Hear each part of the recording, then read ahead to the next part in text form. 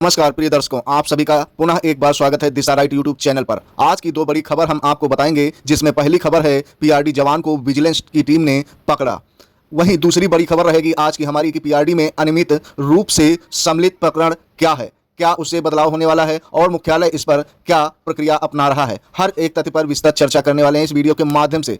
लेकिन उससे पहले यदि हमारे चैनल को अभी तक सब्सक्राइब नहीं किया है तो प्लीज़ एक बार सब्सक्राइब अवश्य कर लीजिए, ताकि हमारी लेटेस्ट वीडियो यूं ही आप सभी को मिलती रहें। साथियों, एक वीडियो बहुत तेजी से वायरल हो रही है पीआरडी जवान से संबंधित, जिसमें पीआरडी जवान को विजिलेंस की टीम ने पकड़ा है। इस पीआरडी जवान का नाम मनीष कुमार बताया जा रहा है, जो कि मात्र तहसील में 20 रुपए की रिश्वत यानी चाय पानी के नाम पर 20 रुपए की रिश्वत लेते हुए पकड़ा गया है। अब बताइए, 20 रुपए के चक्कर में इतनी बड़ी बेइज्जती उठानी पड़ी।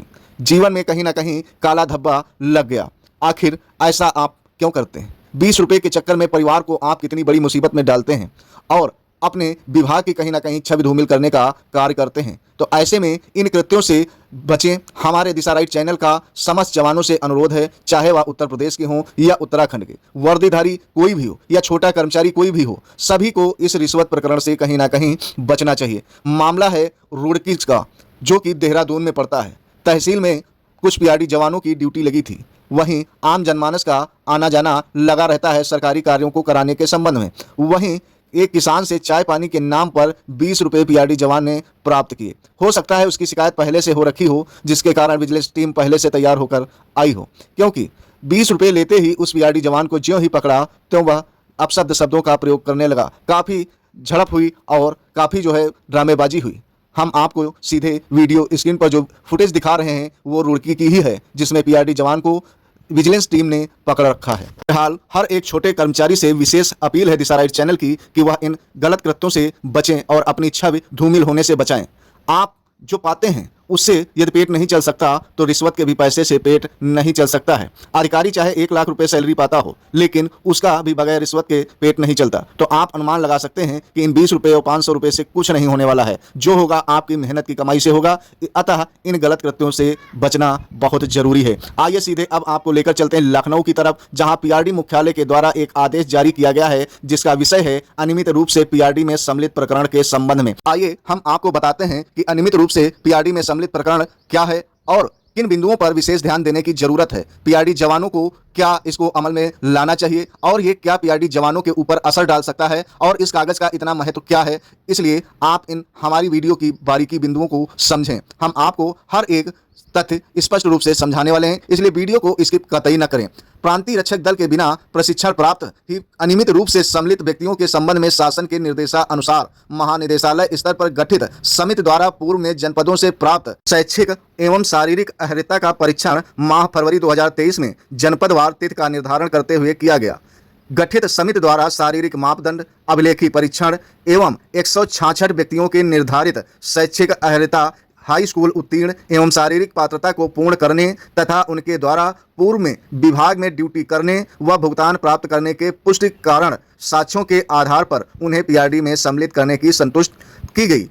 पात्रता को पूर्ण न करने वाले अन्य व्यक्तियों के संबंध में कोई संस्तुति नहीं की गई। अब आप जान लीजिए कि आखिर ये मामला क्या है। युवा कल्याण एवं प्रांतीय रक्षक दल यानी पीआरडी महानिदेशालय उत्तर प्रदेश के द्वारा 18 जून 2026 को एक आदेश जारी कर दिया गया। इसका विषय रहा अनियमित रूप से पीआरडी में सम्मिलित प्रकरणों के संबंध में। अब पत्र में जो बिंदु दर्शाए गए हैं उनको आप बारीकी से समझिए। इसमें लिखा गया है, विभाग में बिना प्रशिक्षण प्राप्त किए अनियमित रूप से सम्मिलित व्यक्तियों की जाँच के लिए गठित समिति ने परीक्षण किया। समिति ने 166 व्यक्तियों को निर्धारित शैक्षिक योग्यता, हाई स्कूल, शारीरिक पात्रता तथा पूर्व में विभाग में कार्यरत एवं भुगतान प्राप्त करने के प्रमाणों के आधार पर पीआरडी में सम्मिलित किए जाने की संस्तुति की गई। यानी उन लोगों को विभाग में सम्मिलित कर लिया गया जो कि अहर्य पाए गए। शासन की अनुमति के बाद इन 166 व्यक्तियों को 16 जनवरी 2025 से 1 मार्च 2025 तक 45 दिवस का प्रारंभिक प्रशिक्षण भी दिया जा चुका है। वर्ष 2023 में मांगी गई सूची के अतिरिक्त बाद में झांसी, फतेहपुर, सीतापुर एवं कुशीनगर से कुल 36 अन्य व्यक्तियों के प्रकरण प्राप्त हुए, जिन्हें परीक्षण हेतु समिति को भेजा गया। अब सभी युवा कल्याण एवं पीआरडी अधिकारियों को निर्देश दिया गया है कि वे प्रमाणित करें कि वह पहले से भेजी गई सूचियों के अतिरिक्त उनके जनपद में ऐसा कोई अन्य अनियमित प्रकरण लंबित नहीं है। साथियों, अब इस पहले मामले को बारीकी से समझ लीजिए। मामला यह है कि वर्ष 2023 में विभाग के द्वारा छटनी प्रक्रिया चालू की गई, जिसमें लंबाई और साक्ष्य सबूत हर चीज की बारीकी जानकारी मांगी गई, क्योंकि समस्त पीआरडी जवानों का जो बायोडाटा था वो पोर्टल पर जो है अपलोड किया जाना था, जिस कारण मुख्यालय ने हर एक तथ्य को गहनता में लेते हुए समस्त पीआरडी जवानों के सत्यापन को करते हुए इस कार्य को अंजाम दिया। लेकिन वहीं कुछ अधिकारियों ने कूट रचित तरीके से फर्जी किस्म के पीआरडी जवानों का डेटा भी कहीं ना कहीं अपलोड करने का कार्य किया, जिसमें कई मामले आए। कुछ में तो जन्मतिथि का मामला आ गया, कुछ ऐसी कंडीशंस आ गई जिसमें वो पीआरडी जवान भी सम्मिलित थे, जिसमें उनका जो है प्रशिक्षण जो है बालिग अवस्था में न होकर नाबालिग अवस्था में ही शो कर रहा था। ऐसे भी मामले गंभीर देखने को मिले और कुछ ऐसे लोग थे जो पीआरडी विभाग में जिनका कोई नाम ही दर्ज नहीं था। ऐसा क्यों हुआ? क्योंकि कुछ पुराने जो अधिकारी थे जो सेवानिवृत्त हो चुके हैं, उन्होंने कहीं ना कहीं कूटरचित तरीके से पैसे के चंद लालच के चक्कर में कुछ फेक पीआरडी जवानों को कहीं ना कहीं वर्दी पहनाकर सेवा कार्य लिया।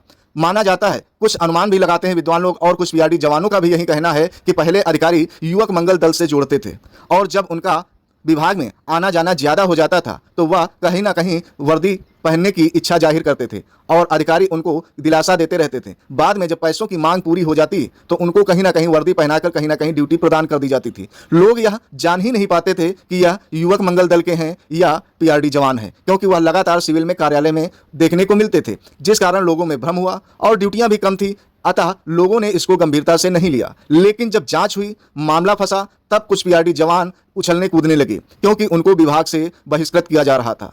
आखिर कई मेल की लिस्ट बाद में तैयार की गई। कुछ ऐसे पीआरडी जवान भी लिस्ट में सम्मिलित किए गए जिनका डेटा नहीं था, यानी प्रशिक्षण डेटा उपलब्ध नहीं था। उनको पुनः प्रशिक्षण कराया गया समिति के द्वारा डिसीजन लेकर। और कुछ अन्य लोग रह गए जिनकी कुछ अन्य बाध्यताएं थी। कुछ का जो है पता चला नाबालिग उम्र में ही प्रशिक्षण हो गया, तो भाई कैसे भर्ती हो गए, कैसे प्रशिक्षण हो गया उनका, तो ऐसे भी मामले फंसे। तो ऐसे तथ्यों को ध्यान में रखते हुए मुख्यालय ने अलग अलग जो है निर्णय लिए और समिति निर्धारित की। अब फाइनल होने को है। अब मुख्यालय ने कहा कि ऐसा कोई और जवान तो नहीं है जो इस लिस्ट में न सम्मिलित हो। अगर कोई प्रकरण संज्ञान में आता है तो अधिकारी स्वयं उत्तरदायी होंगे। अब जान लीजिए कि पीआरडी जवानों पर इसका कोई प्रभाव तो पड़ने वाला नहीं है, प्रत्यक्ष या अप्रत्यक्ष रूप से। तो आपको बता दें, यह आदेश केवल अनियमित रूप से सम्मिलित व्यक्तियों के सत्यापन और नियमित प्रक्रिया में लाने से संबंधित है।